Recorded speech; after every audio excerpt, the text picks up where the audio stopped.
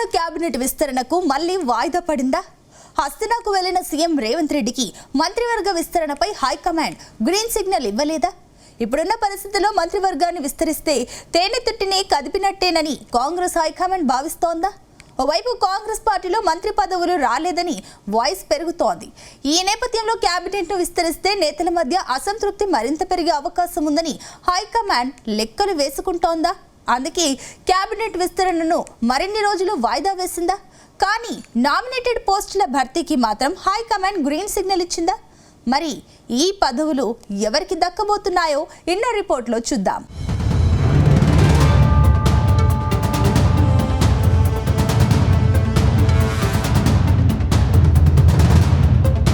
తెలంగాణలో మరోసారి కేబినెట్ విస్తరణ జరగబోతుందని జోరుగా ప్రచారం సాగుతుంది. త్వరలోనే మిగిలి ఉన్న 2 పోస్టులను భర్తీ చేస్తారని కాంగ్రెస్ నేతలే ప్రచారం చేస్తున్నారు. అంతేకాకుండా ఆ 2 పోస్టులను కూడా ఒకటి రెడ్డి సామాజిక వర్గానికి, మరొకటి బీసీ సామాజిక వర్గానికి ఇస్తారని టాక్ వినిపిస్తుంది.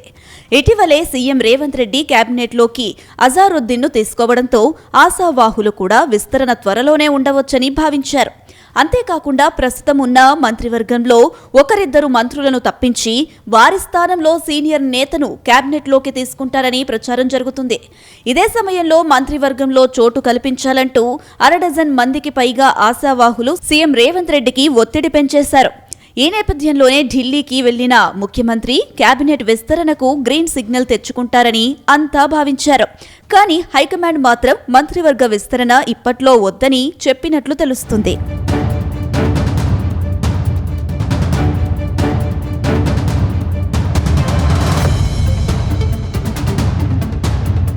ప్రస్తుతం తెలంగాణ కేబినెట్లో 16 మంది మంత్రులు ఉన్నారు.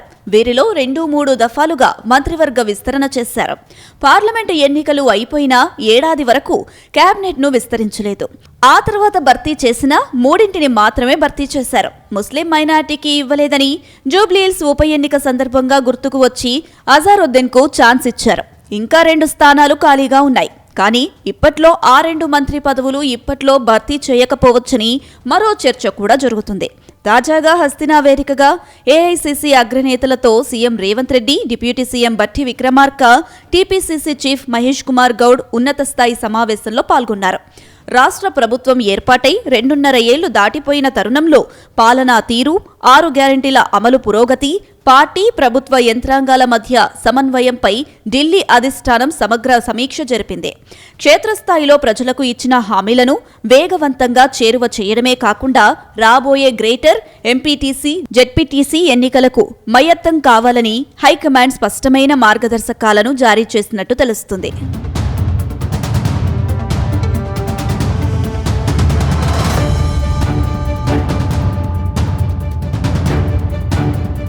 అయితే సీఎం రేవంత్ రెడ్డితో అధిష్టానం ప్రధానంగా 6 గ్యారెంటీలు, రైతు రుణమాఫీ అమలు తీరుపై ప్రత్యేకంగా చర్చించినట్టు తెలుస్తుంది. రాష్ట్ర ప్రభుత్వం చేపట్టిన సంక్షేమ పథకాలు క్షేత్రస్థాయిలోని అర్హులందరికీ అందుతున్నాయా లేదా అనే అంశంపై సమాచారం సేకరించిన అధిష్టానం సాంకేతిక లేదా పరిపాలనాపరమైన లొసుగులు ఉంటే తక్షణమే సరిదిద్దాలని ఆదేశించిందట. ముఖ్యంగా ఉచిత బస్సు ప్రయాణం, ఉచిత విద్యుత్, సబ్సిడీ గ్యాస్ సిలిండర్ల పంపిణీతో పాటు రైతులకు సంబంధించిన పథకాల అమలును ప్రజల్లోకి మరింత బలంగా తీసుకెళ్లాలని సూచిస్తున్నట్టు తెలుస్తుంది. ప్రభుత్వం చేసే మంచి పనులను ప్రజలకు వివరించడంలో సమాచార లోపం ఉండకూడదని, క్షేత్రస్థాయి పర్యటనలను పెంచాలని మంత్రులకు, ఎమ్మెల్యేలకు స్పష్టం చేసినట్టు సమాచారం. కేవలం ఈ అంశాలు మాత్రమే చర్చించిన హైకమాండ్ మంత్రివర్గ విస్తరణపై ఎలాంటి చర్చ జరపలేదని తెలుస్తుంది. దాంతో మంత్రి పదవులు ఆశిస్తున్న నేతలు పదవులు దక్కవని తెలిస్తే ఏం చేస్తారనేది కూడా ఆసక్తికరంగా మారింది.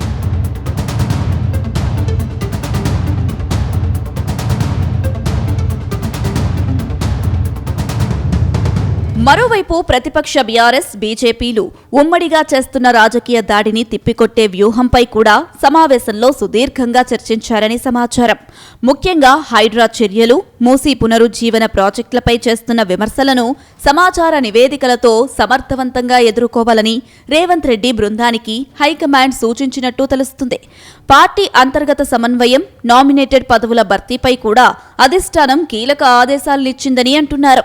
సుదీర్ఘకాలంగా పార్టీని నమ్ముకున్న ద్వితీయ శ్రేణి నాయకులకు, కార్యకర్తలకు కార్పొరేషన్ చైర్మన్, డైరెక్టర్ పదవుల రూపంలో ప్రాధాన్యం కల్పించాలని కాంగ్రెస్ హైకమాండ్ చెప్పినట్టు తెలుస్తోంది.